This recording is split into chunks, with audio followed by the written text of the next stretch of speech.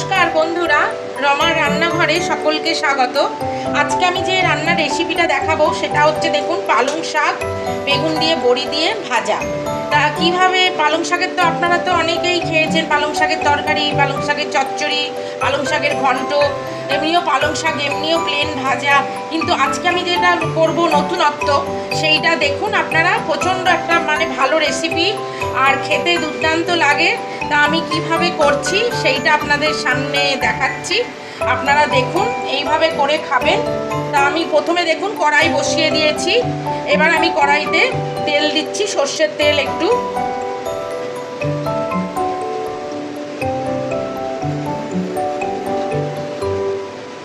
Table চামচ মতন তেল দিলাম। পালং শাকটা দেখুন এখন বাজারে খুব সুন্দর কচি পালং শাক উঠেছে। পালং শাকটা একদম কচি, আমি একটু সামান্য জলে একটু ভাপিয়ে নিয়েছি কুচি কুচি করে কেটে। আর এইখানে দেখুন আমি বেগুন কেটে নিয়েছি কুচো কুচো করে, বেগুনটা ভেজে নেব। আর এই যে বড়ি নিয়েছি, বড়িটা ভাজবো।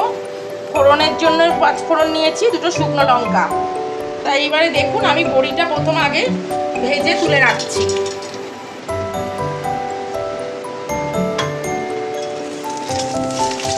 বড়িটা আমি কুচো কুচো করে নিয়েছি সুবিধের জন্য।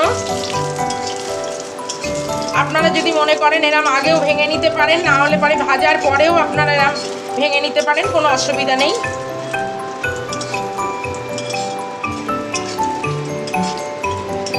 অসম্ভব সুন্দর, এটা গরম গরম ভাতের সাথে খেতে খুব সুন্দর লাগে। আমি যেভাবে দেখাচ্ছি অন্তত আপনারা একবারে হলেও এইভাবে করে খেয়ে দেখুন, কেমন লাগে আমাকে জানাবেন। আমার চ্যানেলটাকে লাইক করবেন, শেয়ার করবেন, সাবস্ক্রাইব করবেন, আর পাশে বেল আইকনটা প্রেস করে দেবেন, যাতে নতুন নতুন রেসিপি আপনারা সহজেই যাতে পেতে পারেন। এই দেখুন বড়িটা আমার ভাজা হয়ে গেছে, বড়িটা আমি এবার উঠিয়ে নিচ্ছি।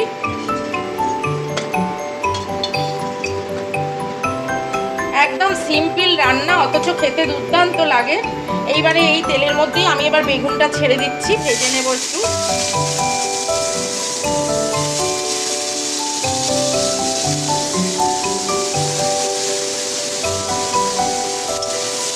বেগুনটা ভেজে নেব।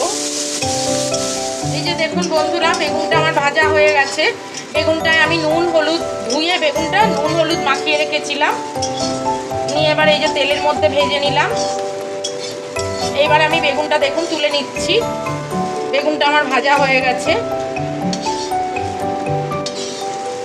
আপনারা যদি কেউ বেগুন নাও চান যে বেগুন দেবেন না, তাহলে এমনি বড়ি দিয়েও করতে পারেন, সেটাও খেতে ভালো হবে।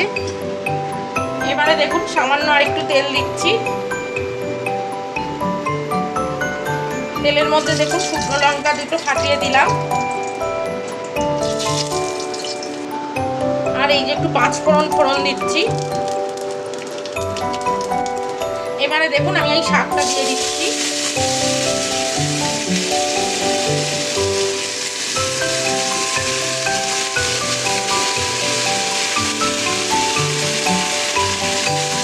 জলটা ভালো করে আমি ঝরিয়ে নিয়েছি।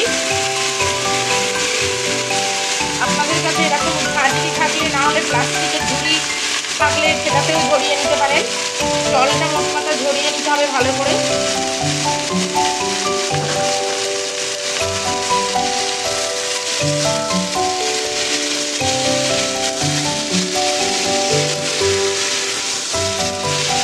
এটা একটু ভাজা ভাজা মতন করবো, তারপর আমি বেগুনটা মেশাবো। দেখুন বন্ধুরা, এটা আমার একটু ভাজা ভাজা মতন হয়ে গেছে।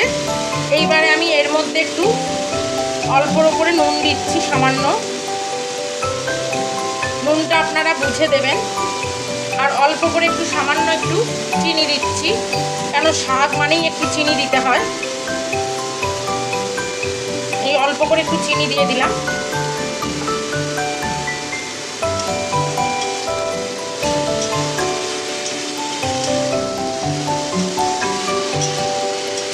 এইবারে আরেকটু নাড়াচাড়া করবো, করে তারপর বেগুনটা মেশাবো। এই যে দেখুন বন্ধুরা, আমার এটা ভাজা ভাজা হয়ে গেছে। এইবারে আমি এর মধ্যে বেগুনটা মিশিয়ে দিচ্ছি।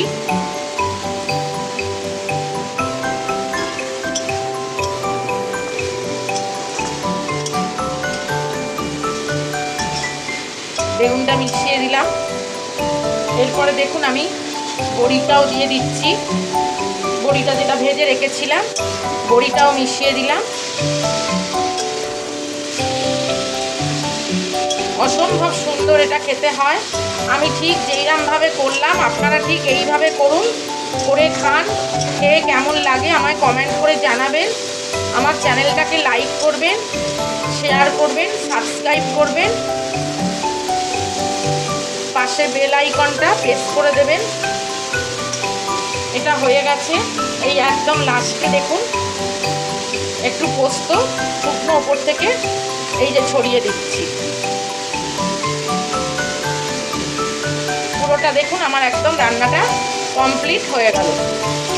ঠিক এইভাবে আমি যেরকমভাবে দেখালাম আপনারা ঠিক এইভাবে করুন, করে খান। কিরম লাগলো আমায় জানাবেন। আজ তাহলে এই পর্যন্ত, নমস্কার।